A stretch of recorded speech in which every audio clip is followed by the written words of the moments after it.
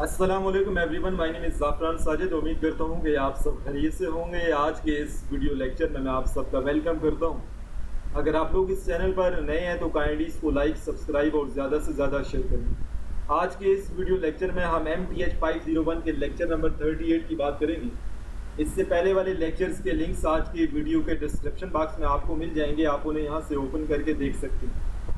आज के इस वीडियो लेक्चर में स्टूडेंट हमने एक नया सेगमेंट स्टार्ट करना है और आज के इस वीडियो लेक्चर में हम इस नए सेगमेंट्स के हवाले से जो बेसिक टर्मिनोलॉजीज़ हैं हम उन्हीं की बात करेंगे। अगर ये बेसिक टर्मिनोलॉजीज़ आपको सही तरह से अंडरस्टैंड हो जाती हैं तो इस नए सेगमेंट्स के जो रिमेनिंग लेक्चर्स हैं उनको अंडरस्टैंड करने में आपको इशू नहीं होगा।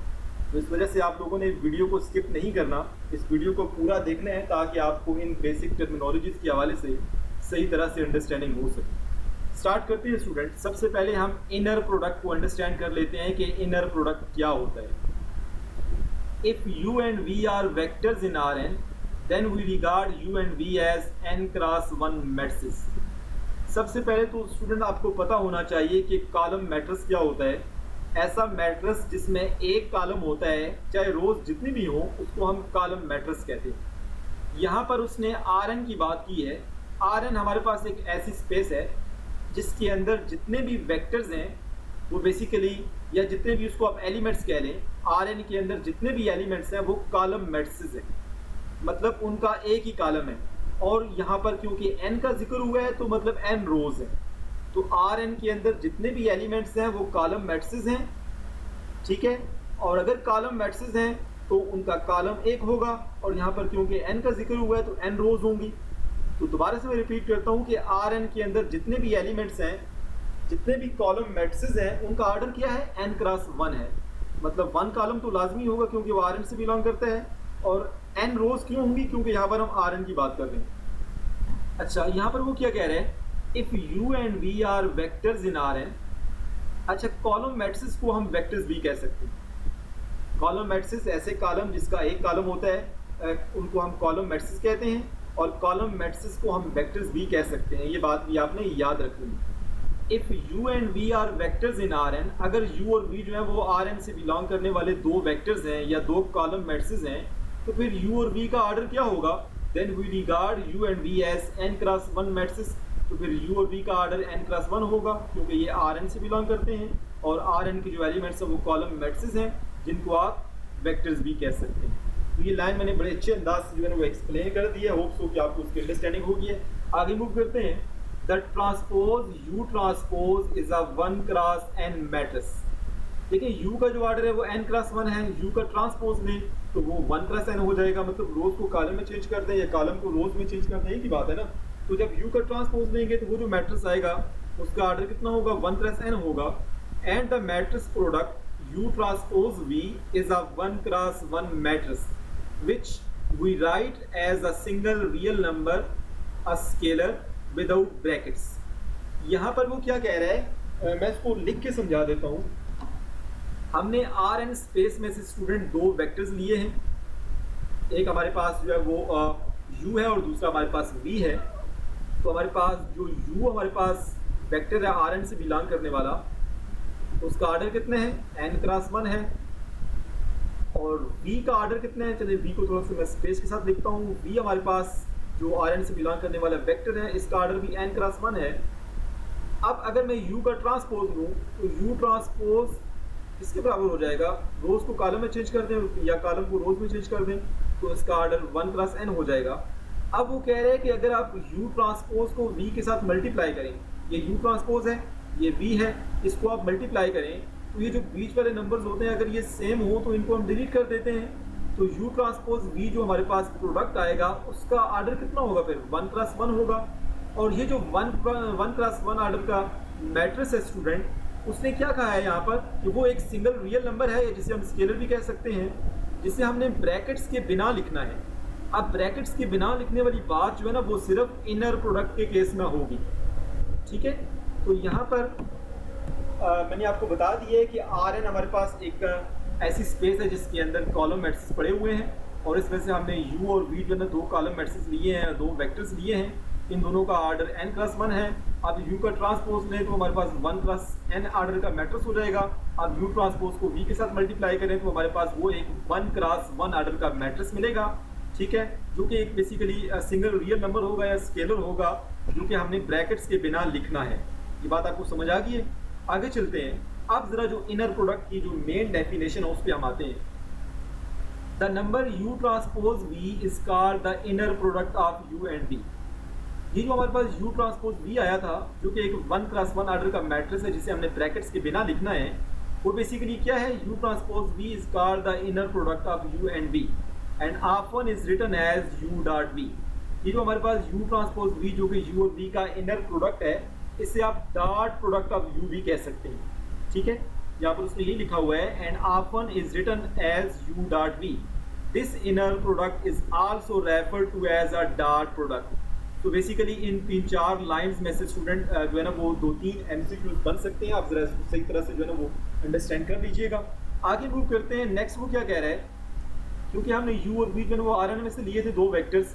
If u is equal to this, अब यहाँ पे आप देख सकते हैं कि ये जो u हमारे पास वेक्टर है, इसको आप कॉलम मैट्रिक्स भी कह सकते हैं। इसमें एक ही कॉलम है और n रोज है क्योंकि ये Rn से बिलोंग करते हैं। तो u हमारे पास इसके इक्वल है, v हमारे पास ये भी Rn से बिलोंग करता है, तो ये भी हमारे पास एक कॉलम मैट्रिक्स है जिसके अंदर n रोज हैं और एक कॉलम है।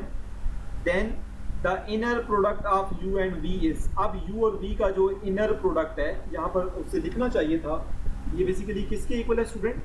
हमारे पास यहाँ पे u और v का जो इनर प्रोडक्ट है उसे हम कैसे लिखते हैं? u ट्रांसपोज इंटू v लिखते हैं ना, तो यहाँ पर उसे लिखना चाहिए था u transpose into v is equal to, ये उसने u हमारे पास जो कॉलम मैट्रिक्स है ये वाला इसका ट्रांसपोज भी है तो ये बन गया, ठीक है। और यहाँ पर v को उसने वैसे ही लिखा है जो कि ऊपर गिवन है, ठीक है। अब u और u ट्रांसपोज और v को मल्टीप्लाई करें तो हमारे पास ये वाली चीज़ बनती है। अब ये जो चीज़ है स्टूडेंट ये किसके बराबर है? बेसिकली ये u डॉट v के बराबर है। तो मतलब इनर प्रोडक्ट ऑफ u और v जो है उसको आप इस तरह लिखें या u डॉट v लिखें, एक ही बात। होप सो कि आपको यहाँ तक अंडरस्टैंडिंग होगी है। आगे मूव करते हैं स्टूडेंट। नेक्स्ट हमारे पास एग्जांपल नंबर 1 है जो कि इनर प्रोडक्ट से रिलेटेड है। बहुत आसान सी एग्जांपल है। Compute u dot v and v dot u when u is equal to 2 - 5 - 1 and v is equal to 3 2 - 3। अच्छा, हमारे पास ये जो u डॉट v उसने लिखा है या v डॉट u लिखा है, इसका क्या मतलब है? u डॉट v का मतलब है inner product of u and v, जिसे आप u डॉट v फॉर्म में भी लिख सकते हैं या u transpose into v form में भी लिख सकते हैं। और v डॉट u का क्या मतलब है? v ट्रांसपोज इनटू u, मतलब inner product of v and u, okay. अब हमारे पास ये जो हमारे पास u और v गिवन है, क्योंकि इनके तीन एलिमेंट्स हैं तो मतलब ये R3 से बिलोंग करते हैं। इसके सोल्यूशन की हम बात कर लेते हैं। u हमारे पास ये है, v भी गिवन है। अब अगर हमने u डॉट v फाइंड करना है तो u डॉट v का क्या मतलब है student? u dot v is equal to u transpose into v, मतलब inner product of u and v, okay. तो u ट्रांसपोज हमें चाहिए इस फार्मूले में, तो u ट्रांसपोज हमने फाइंड कर लिया। अब u ट्रांसपोज यहाँ पे लिखा, v की वैल्यू पुट की। देखिए दो मैट्रिक्स जो है वो मल्टीप्लिकेशन के लिए कब कंफर्टेबल होते हैं? अगर पहला जो होता है ना, मतलब जो लेफ्ट साइड पे लिखा होता है उसके कॉलम्स और जो राइट साइड पे लिखा होता है उसके रोज, पहले के कॉलम और दूसरे के रोज अगर बराबर हो तो उस केस में हम दो मैट्रिक्स को मल्टीप्लाई कर सकते हैं। तो पहले के 3 कॉलम्स हैं और दूसरे के 3 रोज हैं। 3 इज इक्वल टू 3, तो मतलब हम इन दोनों को मल्टीप्लाई कर सकते हैं। अब मल्टीप्लाई कैसे करना है ये आपको पता है स्टूडेंट। दो मैट्रिक्स को कैसे मल्टीप्लाई करते हैं? मल्टीप्लाई करने के बाद जो उसका आंसर आएगा वो -1 के इक्वल आएगा। तो मतलब u ट्रांसपोज इनटू v जो है ना वो -1 के बराबर है। अगर u और v का अगर आप डॉट प्रोडक्ट लेते हैं, ठीक है, जब u और v का डॉट प्रोडक्ट लेंगे तब भी -1 ही आंसर आएगा। आपको पता है कि दो वेक्टर्स का डॉट प्रोडक्ट कैसे लेते हैं, थोड़ी देर में मैं आपको बता भी दूंगा। अब हम बात करते हैं v डॉट u की। तो v डॉट u का क्या मतलब है student? v transpose into u। तो v ट्रांसपोज आपको चाहिए होगा, v आपके पास ये गिवन है, ये आपके पास v है, इसका आप ट्रांसपोज लें तो हमारे पास ये v ट्रांसपोज बन जाएगा।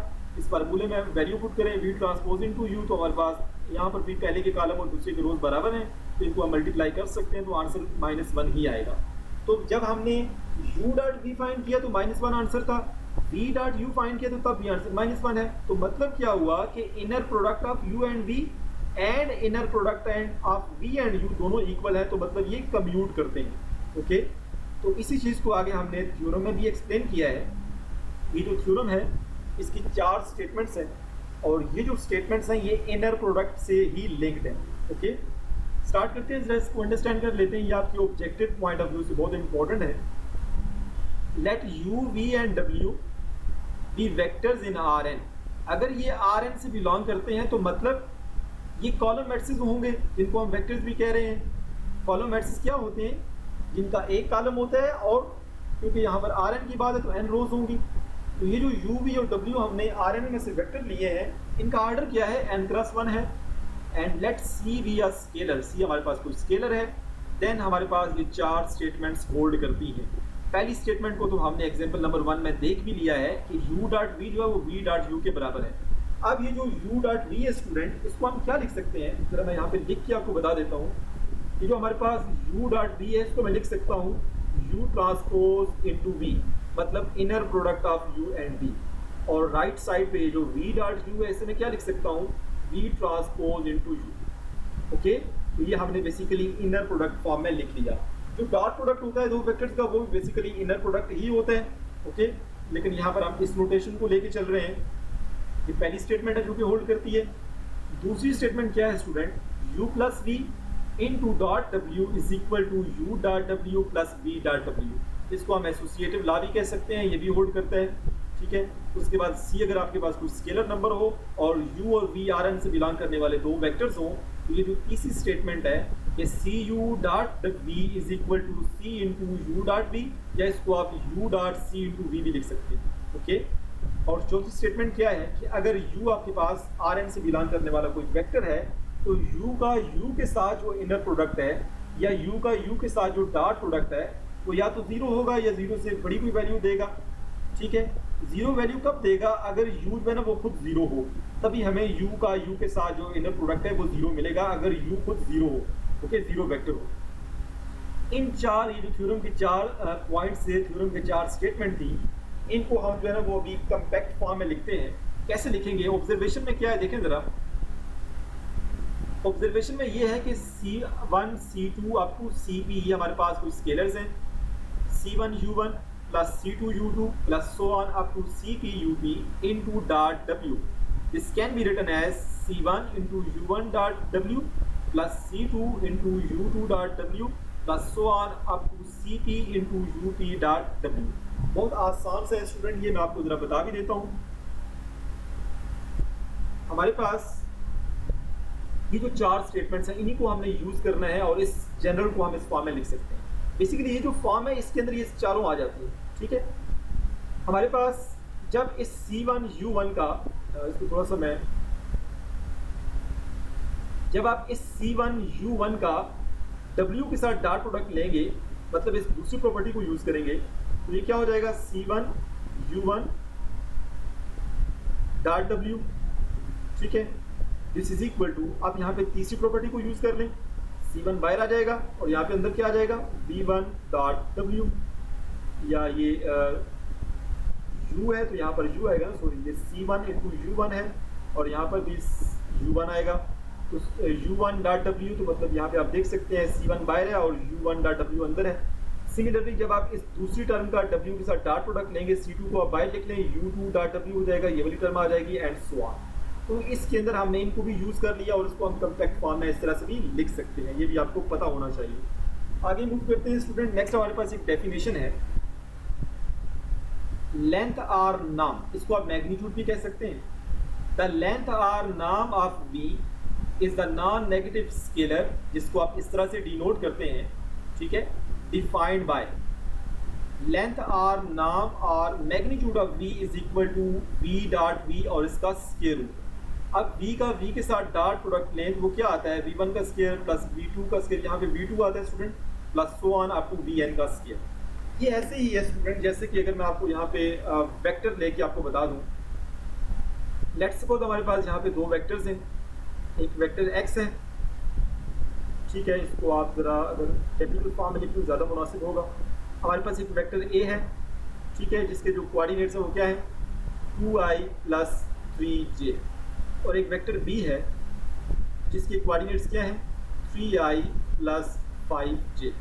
और अगर स्टूडेंट मैं आपसे ये कहूँ कि इन दोनों वेक्टर्स का आपने डॉट प्रोडक्ट फाइंड करना है, तो a डॉट b किसके बराबर होगा? This will be equal to, यहाँ पर आपको पता है कि i के साथ जब डॉट प्रोडक्ट लेंगे तो वो 1 के बराबर आएगा, i का j के साथ डॉट प्रोडक्ट लेंगे तो वो 0 हो जाएगा। ओके, तो यहाँ पर आप 2i, ये यूनिट वेक्टर है, डॉट 2i कर लें और 2i डॉट 5j करेंगे तो रिटर्न 0 हो जाएगी। सिमिलरली j का i के साथ करें तब भी 0 हो जाएगा, तो j के साथ भी हम कर सकते हैं, प्लस यहाँ पे 3j डॉट 5j आ जाएगा। अब 2 को 2 से मल्टीप्लाई करेंगे तो 4 आ जाएगा और i डॉट i 1 हो जाएगा, तो 4 इंटू 1 आंसर 4 आ जाएगा, प्लस 3 इंटू 5 करें तो 15 आएगा। ओके, और यहाँ पे j डॉट j करेंगे तो ये 1 आ जाएगा, तो 15 इंटू 1 15 आएगा, तो दोनों को ऐड करें तो ये 19 आंसर आ जाएगा। मतलब दो वेक्टर्स का जो डॉट प्रोडक्ट है वो 19 के बराबर है। यहाँ पर भी स्टूडेंट आपने कुछ ऐसे ही करना है। देखिए हमारे पास यहाँ पे v हमारे पास एक वेक्टर है जिसका मैग्नीट्यूड जो होता है वो बेसिकली एक नॉन नेगेटिव स्केलर होगा, जिसको हम इस तरह से रिप्रेजेंट करेंगे। मतलब v जो वेक्टर है या जो कॉलम मैट्रिक्स है उसके दोनों साइड पे डबल जो है ना वो वर्टिकल बार्स लगा दें, तो ये बेसिकली v का नाम होता है या v का मैग्नीट्यूड भी इसको आप कह सकते हैं। और v के मैग्नीट्यूड को हम इस तरह से डिफाइन करते हैं कि v का जो मैग्नीट्यूड है वो बराबर है v डॉट v और इसका स्क्वायर रूट। अब ये जो v डॉट v है इसको आप कैसे लिख सकते हैं, क्योंकि v हमारे पास में वो Rn से बिलोंग करता है, तो v के n कंपोनेंट्स होंगे। इसको भी मैं यहाँ पे लिख के समझा देता हूँ स्टूडेंट। हमारे पास लेट्स सपोज जो v हमारे पास वेक्टर है या कॉलम मैट्रिक्स है वो किसके बराबर है? v1 i plus v2 j plus so on up to यहाँ पर vn, और इसका जो हमारे पास यूनिट वेक्टर उसको हम s कह देते हैं, ठीक है, कोई भी नाम दे सकते हैं। अच्छा, अब v का जब v के साथ डॉट प्रोडक्ट लेंगे तो यहाँ पर स्टूडेंट इसको हम इस तरह से रिप्रेजेंट करेंगे, this is equal to v का v के साथ लेंगे तो ये पहली टर्म इसी के साथ डॉट प्रोडक्ट होगा इसका v1 का v1 i के साथ डॉट प्रोडक्ट लें तो v1 का स्क्वायर हो जाएगा ना फिर। ओके, और i डॉट i 1 हो जाएगा। सिमिलरली v2j का v2j के साथ डॉट प्रोडक्ट लें तो v2 का स्क्वायर आएगा, and so on up to vn का स्क्वायर। और यहाँ पे ऊपर आपने स्क्वायर रूट भी डालना है, ठीक है, क्योंकि ये v डॉट v जो है ना वो ये इसके बराबर होता है और ऊपर इसका स्क्वायर रूट भी है, तो हमने स्क्वायर रूट वैसे ही डाल दिए क्योंकि ये बेसिकली नॉर्म या लेंथ या मैग्नीट्यूड की डेफिनेशन है। अच्छा, अब यहाँ पे स्टूडेंट आपने करना क्या है कि यहाँ पर अगर आप दोनों साइड पे अगर आप स्क्वायर लेते हैं तो लेफ्ट साइड पे स्क्वायर आ जाएगा, राइट साइड पे ये जो स्क्वायर रूट है ये स्क्वायर से कैंसिल हो जाएगा और हमें क्या मिलेगा? v dot v। यहाँ पर एक बात नोट करने वाली है, for any scalar c v हमारे पास कोई वेक्टर है, कोई कॉलम मैट्रिक्स है, c को v के साथ मल्टीप्लाई करें और इस सारे का नॉर्म लें या लेंथ लें तो किसके बराबर होगी? c आप कांस्टेंट नंबर है, स्केलर है, उसको आप बाय भी कर सकते हैं। c को हमने c की जो एब्सोल्यूट वैल्यू उसको हमने बाय लिख लिया और यहाँ पर हमारे पास v का मैग्नीट्यूड आ गया। तो ये प्रॉपर्टी भी होल्ड करती है, ये भी आपके ऑब्जेक्टिव में आपसे पूछी जा सकती है। नेक्स्ट स्टूडेंट मूव करते हैं, हमारे पास एक और डेफिनेशन है, ये डेफिनेशन भी आपको पहले पता होगी। यूनिट वेक्टर क्या होता है? ऐसा वेक्टर जिसका मैग्नीट्यूड 1 होता है उसको हम यूनिट वेक्टर कहते हैं। ऐसा वेक्टर जिसका लेंथ या जिसकी नाम 1 होता है उसको आप यूनिट वेक्टर कह सकते हैं। ओके, यहाँ पर मैं मैग्नीट्यूड का वर्ड यूज़ कर रहा हूँ, लेंथ का यूज़ कर रहा हूँ, नाम का यूज़ कर रहा हूँ, ये तीनों इक्वल है, आप किसी एक को यूज़ कर सकते हैं। क्योंकि आप जरा डेफिनेशन को पढ़ लेते हैं। A vector whose length is 1 is called a unit vector. If we divide a non zero vector v by its length we obtain a unit vector u। वो कह रहे हैं कि अगर आप किसी एक नॉन जीरो वेक्टर को उसके मैग्नीट्यूड से डिवाइड करें तो हमें एक यूनिट वेक्टर मिलेगा। ठीक है, यहाँ पर उसने बता भी दिया है कि u vector is equal to v over v का magnitude. The length of u is, क्योंकि u हमारे पास एक यूनिट वेक्टर है तो लेंथ ऑफ u जो है ना वो 1 के बराबर होगी। यही चीज़ हमने जो प्रीवियस क्लासेस में जो हमने यूनिट वेक्टर की डेफिनेशन पढ़ी है स्टूडेंट, उसमें कुछ ऐसा लिखा होता था कि हमारे पास v यूनिट वेक्टर जो है वो किसके बराबर है? v vector divided by v का मैग्नीट्यूड। ये डेफिनेशन हमने पहले पढ़ी हुई थी, ओके, अपनी पहली क्लासेस में। अच्छा, अब यहाँ पर वो क्या कह रहा है कि किसी भी नॉन जीरो वेक्टर को उसके मैग्नीट्यूड से डिवाइड करें तो वो हमारे पास बराबर होगा उसके यूनिट वेक्टर की। और इस यूनिट वेक्टर को उसने यहाँ पर इस लेक्चर के अंदर u कह दिया है, ठीक है ना। बाकी बात वही है, सिर्फ हमने इस यूनिट वेक्टर v को v कह दिया, यूनिट वेक्टर v को हमने u कह दिया, ठीक है ना। दोबारा से इसको एक दफ़ा मैं पढ़ देता हूँ ताकि आपको चीज़ें अच्छे से अंडरस्टैंड हो जाएं। एक ऐसा वेक्टर जिसका जो लेंथ होती है, जिसका जो नाम होता है वो 1 होता है, उसको आप यूनिट वेक्टर कहते हैं। और यूनिट वेक्टर कैसे आता है? जब आप किसी नॉन ज़ीरो वेक्टर को उसके मैग्नीट्यूड से डिवाइड करें तो हमें एक यूनिट वेक्टर मिलता है, और उसको यहाँ पर उसने u कह दिया। u is equal to v by u का मैग्नीट्यूड। और यहाँ पर क्योंकि u हमारे पास एक यूनिट वेक्टर है तो इसका जो मैग्नीट्यूड होगा वो 1 ही होगा। तो यहाँ पर आपने करना स्टूडेंट क्या है कि ये जो हमारे पास फार्मूला है, इसके दोनों साइड पर अगर आप नॉर्म ले लेते हैं, ठीक है, तो u का जो नाम होगा वो किसके बराबर हो जाएगा? यहाँ पर v का नाम डिवाइडेड बाय v के नाम का नाम लेंगे तो वो v नाम ही आएगा, ठीक है। तो यहाँ पर ये कैंसिल हो गया, ये कैंसिल हो गया, तो आंसर 1 मिल गया। तो इस वजह से देख लें आपके जो u हमारे पास यूनिट वेक्टर था उसका मैग्नीट्यूड 1 के इक्वल आ गया। तो मतलब जो u है वो एक यूनिट वेक्टर है। उसके बाद यूनिट वेक्टर की डेफिनेशन से ही हमने आगे एक और डेफिनेशन जो है ना वो डिडक्ट किया, जरा इसको भी आप देख लें। The process of creating the unit vector u from v is sometimes called normalising v। हमने यूनिट वेक्टर में क्या कहा था कि अगर किसी नॉन जीरो वेक्टर v को उसके मैग्नीट्यूड से डिवाइड करें तो हमें एक यूनिट वेक्टर मिलेगा जिसे हमने u कहा। अब ये जो यूनिट वेक्टर u है ये हमने कहाँ से फाइंड किया है? ये हमने v से फाइंड किया है। तो ये जो हमने v से क्रिएट किया है एक नया वेक्टर, एक नया यूनिट वेक्टर, इस चीज़ को हम कहते हैं normalising v। The process of creating the unit vector u from v is called normalising v। और ये जो हमें यूनिट वेक्टर u मिला है v से, उसको हम नॉर्मलाइज्ड वेक्टर कहते हैं। यहाँ पर ये लिखा हुआ है, and we say that u is in the same direction as v. In this case u is called the normalized vector। क्योंकि हमने v को यूज करके हमने यूनिट वेक्टर फाइंड किया है, तो u और v की जो डायरेक्शन होगी वो सेम होगी, पहली बात। दूसरी बात ये कि हमारे पास क्योंकि हमने v को यूज करके u फाइंड किया है तो इसको हम कहते हैं नॉर्मलाइजिंग v। और जो u यूनिट वेक्टर हमने v से नॉर्मलाइज किया है उसको हम कहते हैं नॉर्मलाइज्ड वेक्टर। ओके, आसान से ये डेफिनेशन है स्टूडेंट। आगे मूव करते हैं, आगे एग्जांपल है। एग्जांपल नंबर 2 है about unit vector. Let v is equal to 1, 2, 2, 0, जो कि R4 स्पेस से बिलोंग करते हैं, ठीक है। क्योंकि v के 4 कंपोनेंट्स हैं तो मतलब ये R4 से बिलोंग करते हैं। Find a unit vector u in the same direction as v। अब ये जो v वेक्टर हमारे पास नॉन जीरो वेक्टर है, इस नॉन जीरो वेक्टर को आप इसके मैग्नीट्यूड से डिवाइड करें तो हमें एक यूनिट वेक्टर मिलेगा, ठीक है। और वो जो यूनिट वेक्टर होगा क्योंकि वो हमने v से फाइंड किया है तो मतलब उसकी और v की डायरेक्शन सेम होगी। आसान सा क्वेश्चन है ये स्टूडेंट। आगे मूव करते हैं इसके सोल्यूशन की जानब। The length of v is given bye, ये v वेक्टर हमारे पास, ठीक है। इसको आप कॉलम मैट्रिक्स फॉर्म में भी लिख सकते हैं, ठीक है, जिसका एक ही कॉलम बनेगा 1, 2, 2, 0। अच्छा, the length of v is given by, इसकी लेंथ आप कैसे फाइंड करेंगे? लेंथ का ये फार्मूला है, length of v is equal to v dot v और इसका स्क्वायर रूट। v के हमारे पास 4 कंपोनेंट्स हैं, v के 4 कंपोनेंट्स का उन्हीं 4 कंपोनेंट्स के साथ डॉट प्रोडक्ट लेंगे तो ये क्या आ जाएगा? v1 का स्क्वायर प्लस v2 का स्क्वायर प्लस v3 का स्क्वायर प्लस v4 का स्क्वायर और सारे का स्क्वायर रूट। यहाँ पे हमारे पास v1, v2, v3, v4 की वैल्यू पुट कर दें। ये हमारे पास जो v के कंपोनेंट्स हैं ये v1 है, v2, v3, v4 है। पुट करें वैल्यूज तो हमारे पास जो v का मैग्नीट्यूड आएगा वो 3 आ जाएगा। अब हमारे पास जो फार्मूला है वो क्या है कि v वेक्टर को उसके मैग्नीट्यूड से डिवाइड करें तो हमें यूनिट वेक्टर मिलेगा। The unit vector u in the direction of v is given by u is equal to v divided by v का मैग्नीट्यूड, या इसको आप 1 ओवर v का मैग्नीट्यूड मल्टीप्लाई v भी लिख सकते हैं। सो 1 डिवाइड बाय v का मैग्नीट्यूड 3 आया है और यहाँ पर v की वैल्यू पुट करें कॉलम मैट्रिक्स फॉर्म में लिखने के बाद तो 1, 2, 2, 0 आ जाएगा। 1/3 एक स्केलर नंबर है, इसको आप इस कॉलम मैट्रिक्स के हर एक एलिमेंट से मल्टीप्लाई कर सकते हैं। मल्टीप्लाई करेंगे तो 1/3, 2/3, 2/3 और 0 आ जाएगा। ये हमने u फाइंड कर लिया है और ये v के डायरेक्शन में ही है। अब ज़रा आप चेक कर लें कि क्या ये जो u हमें मिला है क्या ये एक यूनिट वेक्टर है? ऑफ कोर्स ये एक यूनिट वेक्टर है। आप ज़रा इसका मैग्नीट्यूड ले लें। जब आप इसका मैग्नीट्यूड लेंगे u के साथ डॉट प्रोडक्ट लेंगे और उसका स्क्वायर रूट करेंगे तो हमें आंसर जो है वो 1 ही मिलेगा। ओके, यहाँ पर आप इसको चेक भी कर सकते हैं।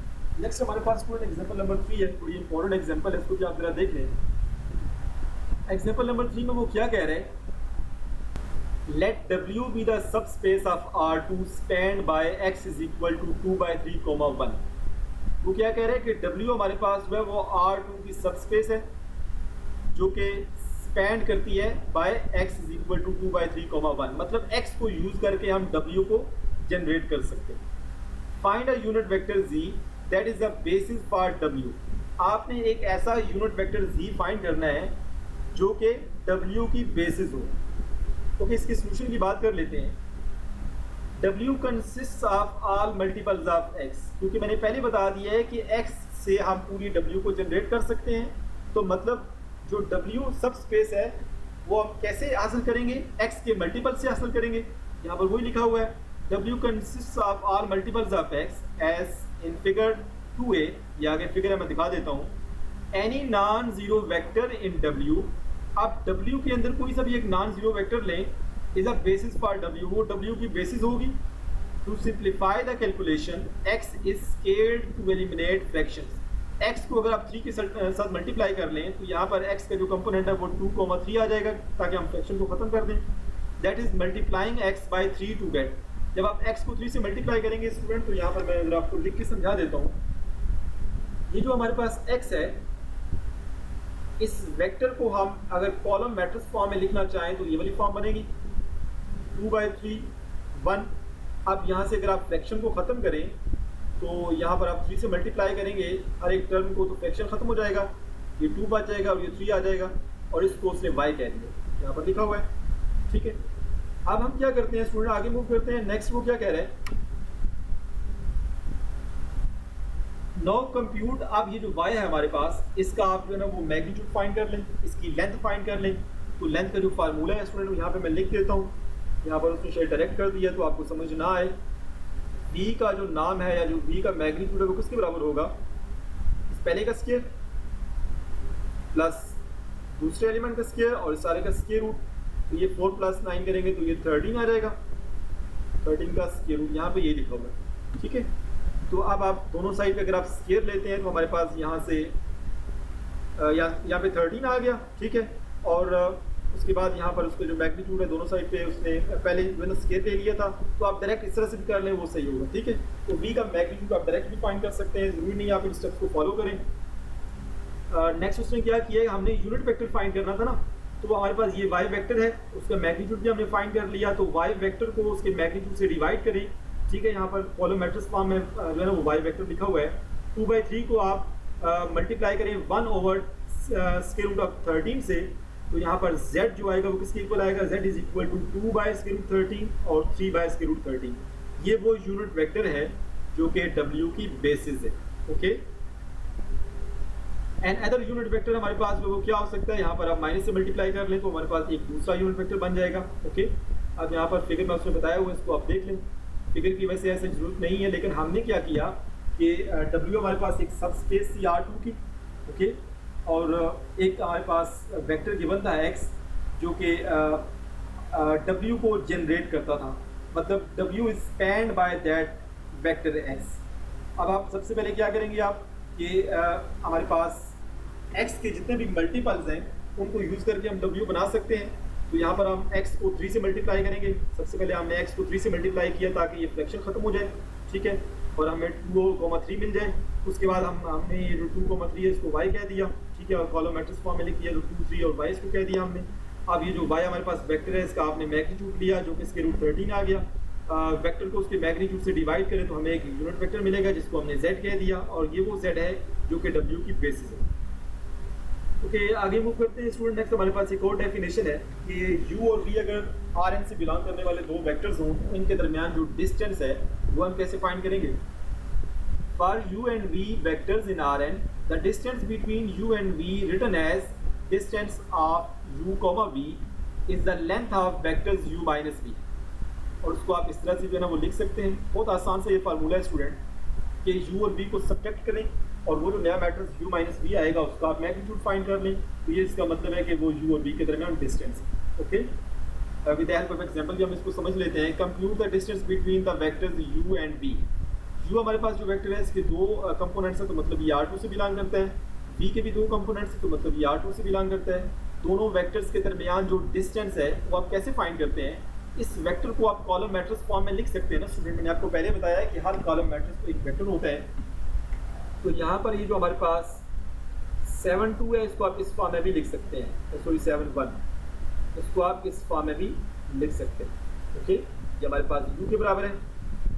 सिमिलरली हमारे पास जो v है इसको भी आप कॉलम मैट्रिक्स फॉर्म में लिखिए, तो इसके कंपोनेंट्स क्या आएंगे, 3 2 आएगा। अब आप सबसे पहले u माइनस वी फाइंड करें। जब आप u माइनस वी फाइंड करेंगे तो वो क्या मिलेगा, 4 माइनस 1 मिलेगा।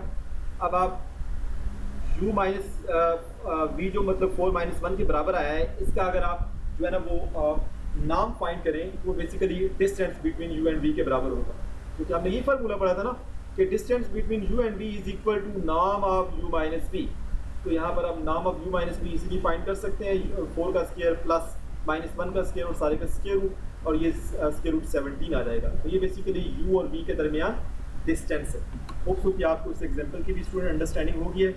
आगे मूव करते हैं। नेक्स्ट हमारे पास law of parallelogram of vectors है। बहुत आसान सा, ये आपने फिजिक्स में पढ़ा होगा, इसको जरा हम देख भी लेते हैं। The vector u v and u minus v are shown in the figure below. हमारे पास ये फिगर है, इसमें आप देख सकते हैं ये हमारे पास v वेक्टर है, ठीक है, ये हमारे पास u माइनस v वेक्टर है, और इसको आप अगर दरमियान से इसका अगर आप डायग्राम बनाते हैं स्टूडेंट, ये हमारे पास जो है ये u वेक्टर होगा। ओके, ये हमारे पास u वेक्टर, v वेक्टर और u माइनस v वेक्टर ये तीनों गिवन है यहाँ पे। आगे मूव करते हैं, डेफिनेशन पे जाते हैं। वो क्या कह रहे हैं, When the vector u minus v is added to v, जब u minus v को आप v में ऐड करेंगे, मैं यहाँ पे आपको लिख के बता देता हूँ, जब आप u minus v को v में ऐड करेंगे तो v से कैंसिल, तो आंसर क्या आएगा, u आएगा ना, यहाँ पर ये लिखा हुआ है। Notice that the parallelogram in the figure below shows that the distance from u to v is the same as the distance of u minus v to origin। Okay, वो क्या कह रहा है कि u और v के दरमियान जो डिस्टेंस है वो बेसिकली u माइनस v का ओरिजिन से डिस्टेंस है। मैं आपको जरा फिगर दिखा देता हूँ ताकि आपको सही तरह से अंडरस्टैंड हो जाए। सबसे पहले हमने ये कहा कि हमारे पास ये 3 वेक्टर हैं, एक v है, एक u है और एक u माइनस v है। अब वो कह रहे हैं कि जब आप u माइनस v को v में ऐड करते हैं तो u मिलेगा, ठीक है। उसके बाद वो कह रहे हैं कि आप नोटिस करें कि u और v के दरमियान जो डिस्टेंस है, ये u और v के दरमियान जो डिस्टेंस है, मतलब जिसको हमने u माइनस v का नाम लिखा हुआ है, क्योंकि u माइनस v के दरमियान डिस्टेंस को शो कर रहा है, क्योंकि हमने पीछे distance between u and v को देखा था ना, वो किसके बराबर था, ये जो डेफिनेशन है किसके बराबर है, basically distance between u and v। Okay, तो मतलब u और v के दरमियान जो डिस्टेंस है वो किसके बराबर है, this is equal to the नाम of u and u minus v, या इसको आप ऐसे भी कह सकते हैं, this is equal to the distance between u minus v and origin. ये ओरिजिन है हमारे पास।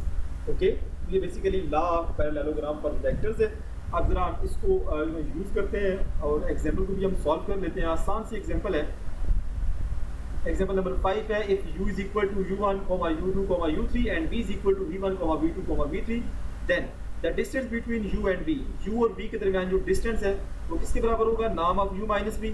अब u और v को माइनस करें तो यहाँ पर ये हमारे पास u और v का जो u माइनस v का u माइनस v के साथ डॉट प्रोडक्ट और इसका स्क्वायर रूट आ जाएगा। अब यहाँ पे आप u की सारी वैल्यूज पुट करें, v की सारी वैल्यूज पुट करें और उनको आप ओपन करें, डॉट प्रोडक्ट लें तो हमारे पास ये वाली फॉर्म आ जाएगी। बहुत आसान से इसको आप ट्राई कीजिएगा स्टूडेंट, होप सो कि आपसे हो जाएगा। नेक्स्ट हमारे पास एक डेफिनेशन है ऑर्थोगोनल की, कि दो वेक्टर्स कब ऑर्थोगोनल होते हैं।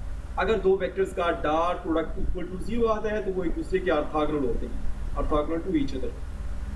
To vectors in u and v in Rn, मतलब ये Rn में से हमने दो वेक्टर्स लिए हैं u और v, ठीक है। ये जो दोनों वेक्टर्स हैं ये एक दूसरे के ऑर्थोगोनल होंगे अगर u dot v equal to 0 आ जाए। मतलब u डॉट v का क्या मतलब है, u का v के साथ इनर प्रोडक्ट।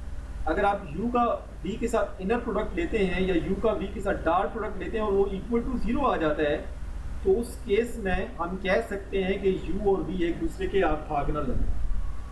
नेक्स्ट हमारे पास क्या कह रहे हैं स्टूडेंट, एक नोट है बड़ा इंपॉर्टेंट, ये आपका ऑब्जेक्टिव बन सकता है। The zero vector is orthogonal to every vector in Rn। Rn हमारे पास जो कि एक ऐसी स्पेस है जिसके अंदर हर एलिमेंट जो है वो कॉलम मैट्रिक्स है, ठीक है, और उस कॉलम मैट्रिक्स को आप वेक्टर भी कह सकते हैं। वो कह रहे हैं कि जो जीरो वेक्टर है वो ऑर्थोगोनल है to every vector in Rn। Zero का transpose dot v equal to 0 आएगा, मतलब 0 डॉट 0 करें तो आंसर 0 ही आएगा। ये जो लेफ्ट साइड पे 0 लिखा हुआ ये एक वेक्टर है, राइट साइड पे जो 0 लिखा है ये एक स्केलर है, ठीक है। तो u हमारे पास सॉरी u नहीं, हमारे पास जो 0 हमारे पास है, जो 0 वेक्टर होता है वो आर एन के हर वेक्टर के साथ ऑर्थोगोनल होते हैं, ठीक है, क्योंकि जीरो वेक्टर का जब आप भी हमारे पास कोई भी वेक्टर आर एन से बिलोंग करने वाला इसके साथ डॉट प्रोडक्ट लेंगे तो वो जीरो के इक्वल आएगा। ये जीरो वेक्टर है, ठीक है ना। और इस जीरो वेक्टर को अगर आप ट्रांसपोज लें, जीरो ट्रांसपोज इनटू वी करें तो वो बेसिकली जीरो डॉट वी के बराबर ही होता है ना। तो मतलब इस डॉट प्रोडक्ट को हम इस फॉर्म में भी लिख सकते हैं, ऑर्थोगोनल सॉरी जो इनर प्रोडक्ट की डेफिनेशन उस फॉर्म में भी हम लिख सकते हैं, ठीक है। तो कहने का मकसद ये है कि हमारे पास जो जीरो वेक्टर है वो आर एन के हर वेक्टर के साथ ऑर्थोगोनल होते हैं, ठीक है। आगे मूव करते हैं स्टूडेंट। नेक्स्ट हमारे पास एक और डेफिनेशन है, द पैथागोरियन थ्योरम।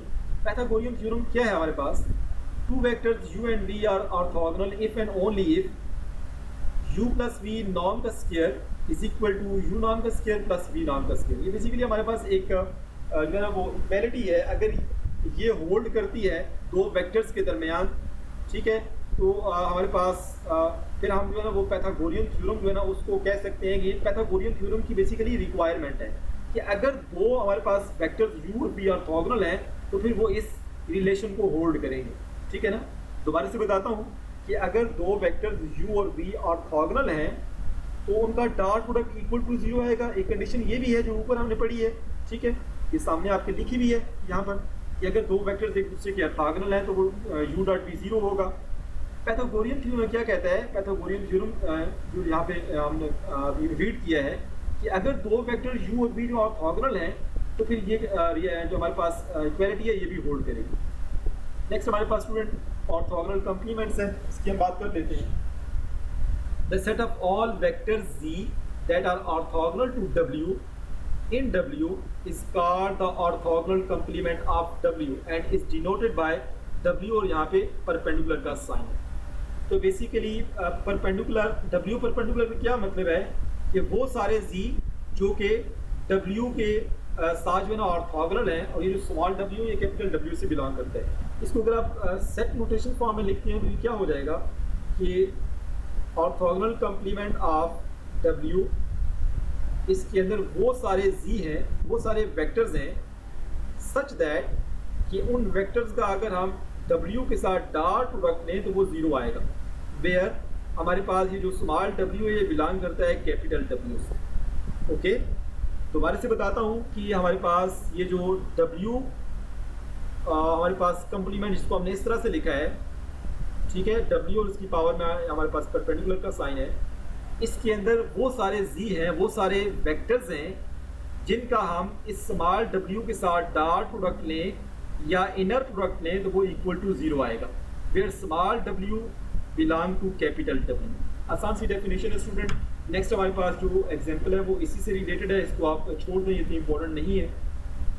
नेक्स्ट हमारे पास रिमार्क्स हैं, ये जो हमने अभी ऑर्थोगोनल कंप्लीमेंट की जो डेफिनेशन पढ़ी है इसी से रिलेटेड रिमार्क्स हैं, इनको आपने अंडरस्टैंड करना है, ये आपसे ऑब्जेक्टिव में पूछी जा सकती है। और ये जो रिमार्क्स हैं ये नेक्स्ट जो हमारे पास टॉपिक्स हैं उसमें भी ये यूज़ होंगे, नेक्स्ट हमारे पास जो लेक्चर्स हैं उसमें भी ये यूज़ होगा। A vector x is in w complement if and only if x is orthogonal to every vector in a set that spans w। बहुत आसान सी ये डेफिनेशन है, आसान सी स्टेटमेंट है, इसको आपने याद रखना है स्टूडेंट। दोबारा से इसको मैं पढ़ता हूँ। अब vector x is in w के w कंप्लीमेंट के अंदर कोई भी वेक्टर x जो है वो होगा if and only if x is orthogonal to every vector in a set that spans w, कि वो जो x है वो बेसिकली ऑर्थोगोनल कंप्लीमेंट के अंदर जितने भी वेक्टर्स पड़े हुए हैं, जितने भी एलिमेंट्स पड़े हुए हैं उनके ऑर्थोगोनल होगा, ठीक है, जो कि w को स्पैन करते हैं। अच्छा, उसके बाद हमारे पास जो दूसरी स्टेटमेंट है वो क्या है कि हमारे पास w कंप्लीमेंट इज अ सब स्पेस ऑफ Rn, इसको भी आपने याद रखना है स्टूडेंट। आगे हमारे पास इसी से रिलेटेड हमारे पास थ्योरम नंबर 3 है जिसकी जस्ट स्टेटमेंट आपको मैं बता देता हूँ। इसका जो प्रूफ है वो इतना इंपॉर्टेंट नहीं है, उसको आप छोड़ भी सकते हैं। स्टेटमेंट क्या है थ्योरम की, जरा इसको हम देख लेते हैं। Let A be m cross n matrix, A हमारे पास कोई m क्रॉस n ऑर्डर का मैट्रिक्स है, then the orthogonal complement of the row space of A. अब रो स्पेस ऑफ ए का क्या मतलब है कि ए हमारे पास जो m क्रॉस n मैट्रिक्स है इसकी जो रोज हैं उन रोज के जितने भी पॉसिबल लीनियर कम्बिनेशंस हैं वो मिल के एक स्पेस बनाते हैं जिसे हम रो स्पेस कहते हैं। मैंने अपने प्रीवियस लेक्चर्स में इस हवाले से डिटेल डिस्कशन की हुई है। वो क्या कह रहा है कि लेट हमारे पास ए जो है वो कोई m क्रॉस n का मैट्रिक्स है, then the orthogonal complement of the row space of A, कि जो ए की रो स्पेस है उसके जो ऑर्थोगोनल कंप्लीमेंट्स हैं is the null space of A, वो ए की नल स्पेस है। And orthogonal complement of the column space of A, column space के बारे में मैंने आपको बताया हुआ है कि ए के जितने भी कॉलम्स हैं उन कॉलम्स के जितने भी पॉसिबल लीनियर कम्बिनेशंस होंगे वो मिलके एक स्पेस बनाएंगे जिसे हम कॉलम स्पेस कहते हैं। वो कहते हैं कि कॉलम स्पेस ऑफ ए जो है उसके जो ऑर्थोगोनल कंप्लीमेंट होंगे बेसिकली वो क्या है, the orthogonal complement of the column space of A is the null space of A transpose. यहाँ पर उसने इसी चीज़ को यहाँ पर मैथमेटिकली लिखा हुआ है कि रो स्पेस का जो ऑर्थोगोनल कंप्लीमेंट है वो बराबर होते हैं नल स्पेस ऑफ ए, और कॉलम स्पेस ऑफ ए जो है ना उसके जो ऑर्थोगोनल कंप्लीमेंट है वो किसके बराबर है, null space of A transpose. इसको आपने याद रखना है स्टूडेंट। नेक्स्ट हमारे पास एक आसान सा टॉपिक है, ये आपको पहले भी आता होगा कि angles in R2 and R3, कि R2 और R3 स्पेस के अंदर जो वेक्टर्स हैं उनके दरमियान अगर एंगल हो तो वो हम कैसे फाइंड करेंगे। ठीक है, ये फार्मूला स्टूडेंट जो कि आपने पहले पढ़ा हुआ है, ये सेकंड ईयर के चैप्टर 7 में भी है। ओके, मैथ्स के चैप्टर 7 में u dot v is equal to u का मैग्नीट्यूड इंटू v का magnitude is equal to into cos theta. Okay, u dot v is equal to u का magnitude v का magnitude into cos theta. तो थोड़ी देर पहले हमने student कहा था कि दो वेक्टर्स जो हैं वो एक दूसरे के ऑर्थोगोनल होंगे अगर उनका जो डॉट प्रोडक्ट है वो इक्वल टू 0 आए। u डॉट v अगर 0 आ जाए तो उस केस में हम कहते हैं कि u और v एक दूसरे के ऑर्थोगोनल हैं, मतलब एक दूसरे के परपेंडिकुलर हैं। तो उसकी वजह क्या है, यहाँ पर इसको हम यूज़ करते हैं, हमारे पास u और v अगर एक दूसरे के परपेंडिकुलर हैं तो आंसर क्या आएगा, 0 आएगा। तो यहाँ पर अगर परपेंडिकुलर है तो यहाँ पर थीटा पर 90 होगा ना, यहाँ पर cos 90 0 होता है तो तब ये सारी राइट साइड 0 बन जाती है और ये हमें मिल जाता है। ठीक है ना, तो इसको मैंने बता दिया आपको। अच्छा, इस फार्मूला को स्टूडेंट आपने यूज़ करना है और इस लेक्चर के अंदर जो हमने नाम कैसे फाइंड करते हैं किसी भी वेक्टर का या मैग्नीट्यूड कैसे फाइंड करते हैं उस कंसेप्ट को भी आपने यूज़ करना है और इस फार्मूला को आपने यूज़ करना है और दो वेक्टर्स के दरमियान जो एंगल है वो आपने फाइंड करना है। एग्जाम्पल की हम बात कर लेते हैं, यहाँ पे सारी चीज़ें हैं इसको आप छोड़ भी सकते हैं कि आपकी काम की नहीं है मुझसे। हमारे पास एग्जाम्पल नंबर 7 है, find the angle between the vectors u and v। u हमारे पास एक वेक्टर है जो कि R3 से बिलोंग करता है, v जो वेक्टर है वो भी R3 से बिलोंग करता है। फार्मूला मैं यहाँ पे स्टूडेंट लिख देता हूँ दोबारा से ताकि आपको चीज़ें जो है वो याद रहें। u dot v this is equal to u का मैग्नीट्यूड इंटू v का magnitude into cos of theta. तो यहाँ पर हमने थीटा फाइंड करना है दोनों के दरमियान, तो कॉस थीटा को एक साइड पे रख लें और हमारे पास बाकी दूसरी साइड पे क्या हो जाएगा, u dot v divided by u का मैग्नीट्यूड मल्टीप्लाई v का मैग्नीट्यूड। तो सबसे पहले आपको इस फार्मूला के अंदर u डॉट v चाहिए, तो दो वेक्टर्स का डॉट प्रोडक्ट कैसे फाइंड करते हैं आपको मैंने पहले बताया हुआ है, ये फाइंड किया। फिर डिनोमिनेटर में आपको u का मैग्नीट्यूड चाहिए, v का मैग्नीट्यूड चाहिए, सारे हमने फाइंड कर लिए जो हमने पहले फार्मूले पढ़े हुए हैं। सारी वैल्यूज़ को आपने यहाँ पे स्टूडेंट पुट करना है, मैं आपको इसका सोल्यूशन दिखा देता हूँ। Putting the values we get cos theta is equal to 1/√30 और यहाँ पर cos को दूसरी साइड पे लेके जाएं तो theta is equal to cos inverse 1/√30। अगर आप कैलकुलेटर की मदद से इसको आप चेक करते हैं तो थीटा हमारे पास जो है वो 79.48 डिग्री आएगा। ओके, नेक्स्ट हमारे पास एग्जांपल है। एग्जांपल का जो पहला क्वेश्चन है वो क्या कह रहा है, compute u dot v and v dot u। दो वेक्टर्स गिवन है एग्जांपल नंबर 1 की तरह ही है ये। u डॉट v का मतलब है कि u का v के साथ इनर प्रोडक्ट और v का u के साथ जो इनर प्रोडक्ट है उसको आप v डॉट u भी कह सकते हैं। आसान सा क्वेश्चन है ये। दूसरा क्वेश्चन क्या है जी, let v is equal to this जो कि R4 से बिलोंग करता है, find a unit vector u in the direction opposite to that of v। तो ये हमारे पास v वेक्टर है, ठीक है, इसका मैग्नीट्यूड लें, ठीक है, और v को v के मैग्नीट्यूड से डिवाइड करें और हमारे पास जो यूनिट वेक्टर आएगा वो इसी डायरेक्शन में आएगा और उसको आप माइनस से मल्टीप्लाई कर लेंगे तो हमारे पास वो ऑपोजिट डायरेक्शन में यूनिट वेक्टर आपको मिल जाएगा। नेक्स्ट हमारे पास ये जो हमारे पास ऊपर हमने क्वेश्चन किया ये उससे रिलेटेड ही है स्टूडेंट, बहुत आसान सा है ये, जिसमें हमने w की जो है ना वो बेसिस फाइंड की थी। एक ऐसा यूनिट वेक्टर जो कि w की बेसिस होता है, ये भी वैसा ही है जो कि ऊपर हमने किया है। यहाँ पर फ्रैक्शन खत्म करने के लिए आप इस पूरे x को 2 से मल्टीप्लाई कर लें तो 1, 3 और 5 आ जाएगा। या भाई इसको आप y कह लें, इसका मैग्नीट्यूड लें, वेक्टर को वेक्टर के मैग्नीट्यूड से डिवाइड करें तो यूनिट वेक्टर आपको मिल जाएगा जो कि w को स्पेन करेगा। क्वेश्चन नंबर 4 की बात कर लेते हैं। u और v के दरमियान जो डिस्टेंस है वो भी आप फाइंड कर सकते हैं student. u minus B find करें सबसे पहले, और उसके बाद u माइनस बी जो वेक्टर आएगा उसका नाम फाइंड कर लें, तो वो क्या होगा, distance between u and b होगा। उसके बाद पांचवा क्वेश्चन है find the angle between vectors u and b। बहुत आसान सा, ये भी हमने एग्जांपल की है आखिर वाली। ये वाला फार्मूला आपने स्टूडेंट यूज़ करना है और u और b के दरमियान जो एंगल है वो आप इजीली फाइंड कर सकते हैं। उम्मीद करता हूँ कि आज का ये जो वीडियो लेक्चर है इसकी आपको अंडरस्टैंडिंग होगी है। अगर आप लोगों को कहीं पर भी इशू आता है तो व्हाट्सएप ग्रुप का जो लिंक होगा वो आज के वीडियो के डिस्क्रिप्शन बॉक्स में स्टूडेंट आपको मिल जाएगा। ग्रुप 1 का जो व्हाट्सएप ग्रुप है उसको आप ज्वाइन करें और वहाँ पर आप क्वेश्चन पूछें, हम आपको इंस्टेंटली रिप्लाई करेंगे। अगर आप लोगों को ये वीडियो पसंद आई है तो काइंडली इस वीडियो को लाइक करें, मेरे चैनल को सब्सक्राइब करें और ज़्यादा से ज़्यादा शेयर करें। Thank you so much for watching my video.